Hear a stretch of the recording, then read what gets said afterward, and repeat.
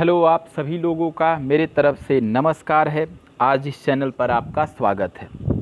देखिए, आप सभी लोगों को पता होगा कि अभी पूरे भारतवर्ष में सभी शिक्षण संस्थानें बंद हैं और इस चीज़ को लेकर बहुत सारे जो बच्चे हैं, जो बहुत सारे तैयारी करने वाले लोग हैं, वो कैसे पढ़ें, कहाँ से पढ़ें, तो उनके लिए मैं एक इंग्लिश का कुछ उनके लिए मैं प्रयास करने का कोशिश किया हूँ। तो अभी मैंने एक 25 जून से ही हर शाम को 7 बजे मैं एक एडिटोरियल के अलावा अलग से मैं आपके साथ ये ग्रामर का भी पार्ट लेकर आ रहा हूँ। ये बिल्कुल फाउंडेशन बैच है आपको मंडे टू फ्राइडे दिया जाएगा। इसमें अभी मैं एडजेक्टिव टॉपिक स्टार्ट करने वाला हूँ। ये देखिए, इस टॉपिक के साथ कंसेप्ट के साथ मैं क्वेश्चन भी आपके साथ बात करूँगा, तो आप ज़रूर अपने पास कॉपी और पेन रखें। और पहली बार इस चैनल से जुड़े हुए हैं तो बिल्कुल आप इस वीडियो के अंत तक बने रहें। और आप अगर इस चैनल से अभी तक नहीं जुड़े हैं तो जुड़ जाएं। देखिए, मैं आपको बता दूं कि ये जो आपका YouTube channel Pandey English study centre है, आप इससे अगर नहीं जुड़े हैं तो बिल्कुल आप इससे जुड़ जाएं, क्योंकि एवरीडे आपको नोटिफिकेशन मिल जाए। अब देखिए, टेलीग्राम चैनल भी आपका इंग्लिश विथ डी पांडे आप डाउनलोड कर लें और इसको सब्सक्राइब कर ले, ज्वाइन कर ले। और इस वीडियो के डिस्क्रिप्शन में लिंक है, वहाँ से भी आप टेलीग्राम को ज्वाइन कर सकते हैं। देखिए, अभी जो हमारे इस चैनल पर द हिंदू एडिटोरियल को एवरीडे कराया जा रहा है, ग्रामर भी कराया जा रहा है जो आज मैं लेकर आया हूँ। ऐसे भी ग्रामर मैंने बहुत सारे ऐसे भी वीडियो यहाँ पे पढ़ाया है, देख लेंगे आप। आपका द हिंदू एडिटोरियल का वोकैबुलरी भी कराया जा रहा है। सैनोनिम्स और एंटोनिम्स प्रीवियस पेपर से आपको कराए जाते हैं। वन वर्ड और इडियम एंड फ्रेज भी आपको कराए जा रहे हैं। तो देखिए, ऐसे सारे क्लासेज यहाँ पे दिए जा रहे हैं। पैसेज और क्लोज टेस्ट, सेंटेंस अरेंजमेंट और मॉक टेस्ट, ये सारे चीज़ यहाँ पे किए जाते हैं। और बहुत सारे ऐसे अभी देखेंगे अभी आपको। तो मैं बता दूं कि आज का 25 जून का जो है पार्ट 1 और पार्ट 2 का मैंने द हिंदू एडिटोरियल आपके चैनल पर दिया है, तो आप उसे एक बार ज़रूर देख लें। और आपका सीपीओ का भी मैं एक अलग से एवरीडे क्लास ले रहा हूं, सोम से शनि, यानी सोमवार से शनिवार। तो आप इस सेकेंड डे था आज, आप अगर नहीं देखे हैं तो आप उसे भी देख लें। तो चलिए, आज हम एडजेक्टिव पे बात करेंगे। देखिए, आज हम बात करने वाले हैं मेनी और मच पर। इससे बहुत सारे सवाल आते हैं, तो मैं क्वेश्चन भी लिखूंगा और आपके साथ कंसेप्ट ही करूंगा, तो आप कॉपी पेन ज़रूर रखेंगे।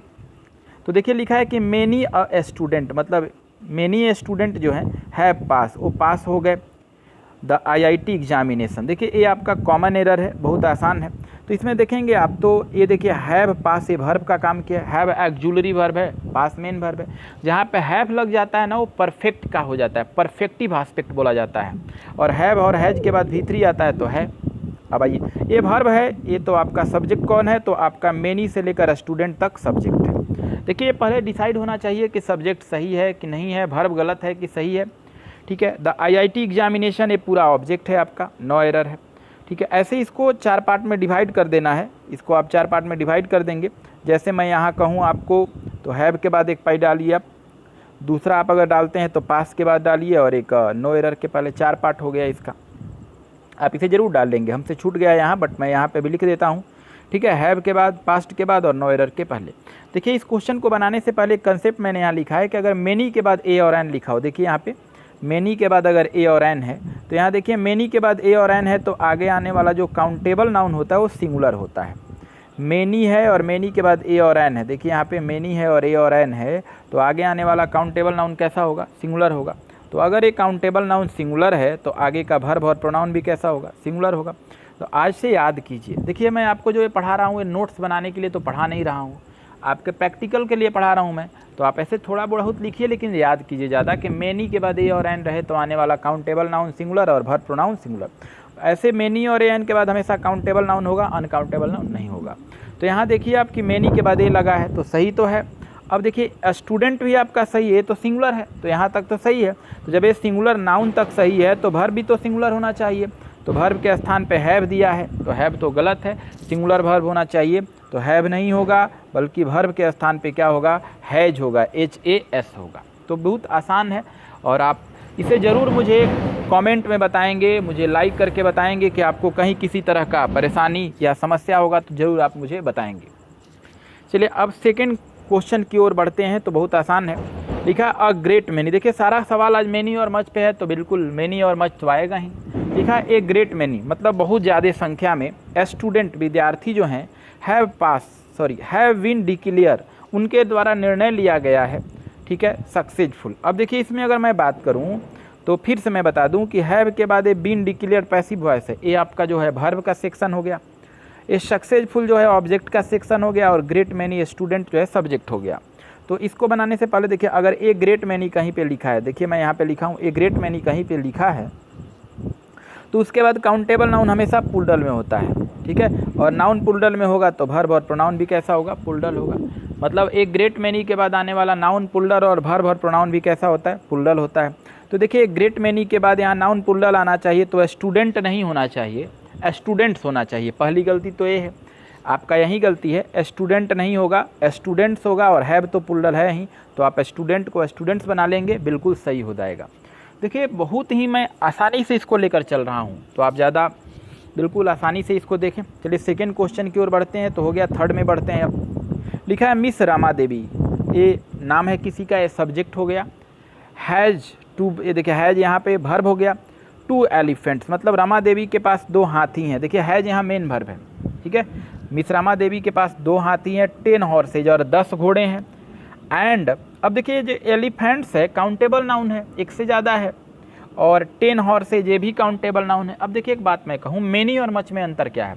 मेनी जो होता है बहुत सारा काउंटेबल नाउन के लिए होता है, जैसे आपके पास बहुत सारा बुक है तो मेनी होगा। और मच जो होता है ना, वो बहुत ज़्यादा मात्रा में अनकाउंटेबल के लिए होता है, जैसे आपके घर बहुत ज़्यादा मात्रा दूध है तो आपका मच मिल्क होगा, और आपके घर बहुत ज़्यादा संख्या में बिस्किट रखा गया है तो मेनी बिस्किट्स होगा। क्लियर, तो आप समझ जाएंगे। तो ये जो हाथी और घोड़े जो हैं ये तो काउंटेबल नाउन है, इनकी संख्या बहुत ज़्यादा है, तो मच तो होगा नहीं, मेनी होगा। अब आगे लिखा है एज मच एज 50 कार्स। अब देखिए कार भी पुल्डल, मतलब यहाँ काउंटेबल नाउन की बात हो रही है, कार, हॉर्स, एलिफेंट, तो काउंटेबल नाउन पुल्डल आ रहे हैं, तो मच तो आएगा नहीं। ऐसे यहाँ पे देखिए एज अगर कहीं पे दिया हो, देखिए ध्यान से, एज के बाद एज आया, देखिए एज है, एज के बाद एज, या सो के बाद एज आया हो, और काउंटेबल नाउन की बात हो तो बीच में हमेशा मेनी आएगा, मच नहीं आएगा, आप समझ जाएंगे। तो इसमें क्वेश्चन में आप देखिएगा, तो यहाँ जब कार और हाथी और घोड़े की बात हो रहा है तो यहाँ में आपका मच बिल्कुल गलत है, मच के जगह पे क्या होगा, मेनी होगा, बिल्कुल सूटेबल है। तो चलिए नेक्स्ट क्वेश्चन की ओर चलते हैं। क्वेश्चन नंबर 4 लिखा है इफ़, यदि, देयर आर विलियंस, मतलब बहुत ज़्यादा संख्या में स्टार्स हैं। देखिए स्टार को आप गिन सकते हैं, एक काउंटेबल नाउन है, प्लूरल है, तो जब काउंटेबल नाउन प्लूरल है तो मच तो होगा नहीं, मेनी होगा, ठीक है। इन गैलेक्सी कह रहा है कि गैलेक्सी में अगर बहुत ज़्यादा संख्या में तारे हैं, हाउ मच, कितना ज़्यादा, आर सूटेबल फॉर लाइफ, कितना ज़्यादा है जहाँ जीवन निर्वाह किया जा सकता है। अब ध्यान से देखिए कि यहाँ पे अगर हाउ लिखा हो, यहाँ पे मैंने लिखा है हाउ लिखा हो, एज लिखा हो, और सो लिखा हो, और टू लिखा हो, और आगे काउंटेबल नाउन प्लूरल की बात होता हो, तो बीच में याद रखना होगा एडजेक्टिव हमेशा क्या होगा, मेनी होगा। इस बात को आसानी से समझेंगे तो बेहतर होगा। देखिए हाउ, एज, सो, टू क्या है, एडवर्ब है, और एडवर्ब के बाद एक एडजेक्टिव आएगा, लेकिन काउंटेबल नाउन की बात हो रही है तो एडजेक्टिव के तौर पे क्या आएगा, मेनी आएगा, मच नहीं आएगा यहाँ। तो इसीलिए आपका देखा जाए तो यह स्टार्स काउंटेबल नाउन है, ठीक है। तो स्टार्स को देखते हुए यहाँ पे मच गलत है, मच के जगह पे आप मेनी लिखेंगे, आंसर बॉय होगा। आइए क्वेश्चन नंबर 5 पे बात करते हैं। लिखा है कि द नंबर ऑफ एप्लीकेशंस, मतलब बहुत ज़्यादा संख्या में आवेदन। ऐसे द नंबर ऑफ रहता है ना तो नाउन प्लूरल होता है, द नंबर ऑफ के बाद नाउन प्लूरल और वर्ब सिंगुलर होता है। तो देखिए द नंबर ऑफ के कारण यहाँ पे वर्ब सिंगुलर आया है और नाउन प्लूरल है। कह रहा है बहुत ज़्यादा संख्या में जो एप्लीकेशन हैज राइजन, वो बढ़ा है, राइज किया है दिस ईयर, इस साल, ठीक है। लिखा है बाई एज मेनी एज 50%। देखिए परसेंट जो होता है ना वो अनकाउंटेबल माना जाता है, जैसे एक नोट में लिखा है कि परसेंटेज को अनकाउंटेबल के रूप में बताया जाता है, और मेनी नहीं मच होता है। यहाँ जहाँ परसेंटेज की बात हो वहाँ कभी भी मेनी नहीं लिखेंगे, क्योंकि अनकाउंटेबल के श्रेणी में आता है। तो आप ज़रा देखिए यहाँ पे कह क्या रहा है कि बहुत ज़्यादा संख्या में जो एप्लीकेशन है वो बढ़ा है इस साल, और 50% हो गया है, तो 50% अनकाउंटेबल की स्थिति में है। तो यहाँ एज के बाद मेनी यहाँ गलत है, मच आप लगा लेंगे तो बेहतर होगा, तो ज़्यादा आंसर सी होगा, मच होगा। चलिए अब इसका इम्प्रूवमेंट भी करके देखते हैं। ठीक है, आई हैड मोर सिंपैथी, कह रहा है कि मुझे बहुत ज़्यादा सहानुभूति मिला। अब मेनी और मच का कंसेप्ट समझ गए हैं, आप इसी से बना लेंगे। आई हैड मोर सिंपैथी, देखिए सिंपैथी जो है ना एक तरह से अनकाउंटेबल है, सहानुभूति, ठीक है, ये एब्स्ट्रैक्ट नाउन है। हमें बहुत ज़्यादा सहानुभूति मिला विथ यू, आपसे, ठीक है। मतलब बहुत ज़्यादा मिला तो मोर तो होगा नहीं, मोर अगर होता तो तुलनात्मक हो जाता है, मोर के जगह पे ज़्यादा बेहतर मेनी और मच होता तो अच्छा होता। लेकिन मैनी नहीं होगा क्योंकि ये अब्स्ट्रैक्ट नाउन की बात हो रही है, मच ज़्यादा बेहतर होगा।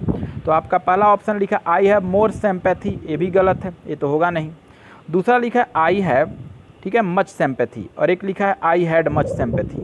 तो यहाँ अगर देखा जाए तो हैड पहले से लिखा हुआ था, तो हैड वाला ही हम लोग चुन लेते हैं। तो ज़्यादा बेहतर आंसर कौन होगा? सी होगा, आई हैड मच सिंपैथी। ऐसे आपका आंसर बॉय भी आप लिखते हैं तो कोई गलत नहीं है, क्योंकि यहाँ टेंस का कोई क्राइटेरिया तय नहीं है, दोनों सही है, बी और सी कोई भी हो सकता है। चलिए क्वेश्चन नंबर 7 पे आते हैं। लिखा है Ravi has got many friends, Ravi के बहुत सारे दोस्त हैं। देखिए फ्रेंड्स पुल्डल है, मैनी यहाँ पे सही है, मैनी के बाद नाउन पुल्डल होते हैं। बिकॉज क्योंकि, ही हैज़ गॉट क्योंकि उसने पाया है, गॉट मतलब पाना रखना। मैनी मनी, देखिए मनी जो है MONY आप समझ सकते हैं, जो ये मनी वर्ड है ये अनकाउंटेबल है, तो अनकाउंटेबल के पहले कभी भी मैनी नहीं लगाते, मच लगाते हैं, और अनकाउंटेबल कभी प्लूरल भी नहीं बनता। तो सबसे पहले तो यहाँ पे मनी गलत है, मनी का, और मैनी होगा नहीं। तो अब देखिए बहुत सारा पैसा बताना है, तो जब अनकाउंटेबल आए ना और आप मैनी नहीं लिखेंगे, या तो मच लिखेंगे और नहीं तो ए लॉट ऑफ भी लिख सकते हैं, ये भी बेहतर है, ए लॉट ऑफ भी लिखा जा सकता है। तो पहला लिखा है ए लॉट ऑफ मनी, ये भी सही है। दूसरा इनफ मनी, वो उतना सूटेबल नहीं है बट ये भी सही है, ठीक है। मनी केवल लिखा है तो ज़्यादा बेहतर आंसर कौन होगा? एप्पल होगा, ए लॉट ऑफ मनी होगा। क्वेश्चन नंबर 8 पर आते हैं। लिखा है ही रिसीव्ड, उसने प्राप्त किया है, मैनी प्रेज। देखिए प्रेज जो है ये भी अब्स्ट्रैक्ट नाउन है, PRAISE, ये अनकाउंटेबल नाउन है, अब्स्ट्रैक्ट नाउन है। कह रहा है उसने पाया है बहुत सारे प्रशंसा को, अनकाउंटेबल नाउन है। फॉर हीज लेटेस्ट इन्वेंशन, हाल ही के उसके नवीनतम आविष्कार के लिए। तो अनकाउंटेबल के सेंस में है तो इसके पहले तो मैनी कभी आएगा नहीं, मच होगा, और प्रेजेज नहीं होगा, प्रेज होगा, याद रखना। तो ग्रेट मैनी, तो ग्रेट मैनी प्रेजेज, मैनी तो लिखना ही नहीं है क्योंकि प्रेजेज होता नहीं है, प्रेज होता है, अनकाउंटेबल है। तो ज़्यादा बेहतर आंसर बॉय होगा, मच प्रेज हो जाएगा। टू मच तो निगेटिव सेंस में होता है, ये तो होगा नहीं, तो आंसर बॉय होगा। क्वेश्चन नंबर 9 आइए। लिखा आई हैव सीन, मैंने देखा है, मच ऑफ प्लेज। देखिए प्लेज यहाँ पे अनकाउंटेबल है कि काउंटेबल, गिना के बताइए आप। प्लेज गिना गया है ना यहाँ पे, मैंने बहुत ज़्यादा संख्या में खेल को देखा है, तो खेल एक से ज़्यादा देखे हैं आप, तो काउंटेबल है। तो काउंटेबल के लिए कभी मच तो हम लोग लिखते नहीं हैं, मैनी लिखते हैं। तो आपका ज़्यादा बेहतर आंसर बॉय होगा, मैनी होगा। आइए, लिखा है कि मैनी के बाद ए लग जाए, तो मैंने पीछे ही कंसेप्ट में बताया कि मैनी के बाद ए लग जाएगा तो नाउन सिंगुलर होगा, तो सिंगुलर है, और वर्ब भी कैसा होगा? सिंगुलर। तो देखिए मैन के अनुसार हैव गलत है, हैज होना चाहिए, ठीक है। तो आपका आंसर क्या जाएगा? तो आंसर बॉय जाएगा, हैज डाइड ऑफ कैंसर होगा, ज़्यादा बेहतर सिंगुलर में होगा। क्वेश्चन नंबर 11 पे बात करते हैं, फिलर है आपका।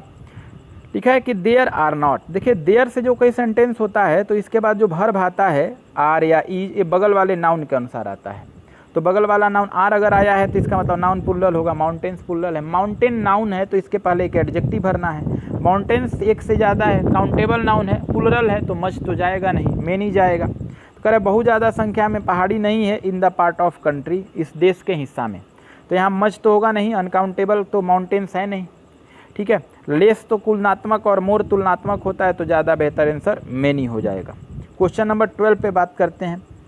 लिखा है दे हैव लॉस्ट, वे लोगों ने खो दिया है, मतलब वो लोग गवा दिए हैं। ऑफ देयर कॉन्टैक्ट, अपने संबंधों को। देखिए कॉन्टैक्ट में इस लगा है, प्लूरल की बात हो रही है, मतलब अपने बहुत सारे संपर्क को खो दिए, तो बहुत सारे तो काउंटेबल की बात हो गई। तो यहाँ पे ज़्यादा बेहतर क्या होगा? मैनी होगा, मच सूटेबल नहीं है। देखिए ऐसे में अभी एडजेक्टिव का ये मेरा पहला सेशन था। आप मुझे लाइक करके और कमेंट में ज़रूर बताएंगे कि आपको ये कैसा लगा, और आपको अच्छा लगा तो सभी लोगों के साथ शेयर कीजिए, और आगे अगले दिन ही ऐसे ही टाइम पे आप इस चैनल से जुड़े और सारे वीडियो को देखें। Now thank you.